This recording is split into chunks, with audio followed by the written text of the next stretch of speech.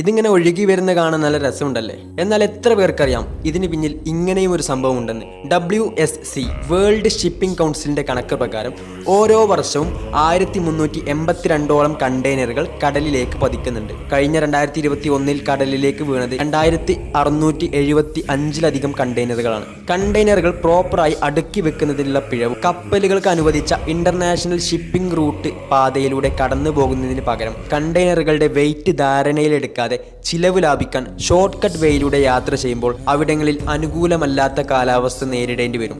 ഇത്തരം സാഹചര്യങ്ങളൊക്കെയാണ് ഈ അപകടങ്ങളിലേക്കുള്ള പ്രധാന കാരണം. ഓരോ തവണ ഒരു കണ്ടെയ്നർ നഷ്ടപ്പെടുമ്പോഴും അത് സമുദ്രജീവികളെ പ്രതികൂലമായി ബാധിക്കുന്നുണ്ട്. സൾഫ്യൂരിക് ആസിഡിന്റെ കണ്ടെയ്നർ കടലിലേക്ക് പതിച്ചപ്പോൾ 6000 പൗണ്ട് സൾഫ്യൂരിക് ആസിഡാണ് കടലിലേക്ക് ഒഴുകിയത്. ലക്ഷക്കണക്കിന് സമുദ്രജീവികളും സസ്യങ്ങളുമാണ് അതുമൂലം നശിച്ചു പോയത്.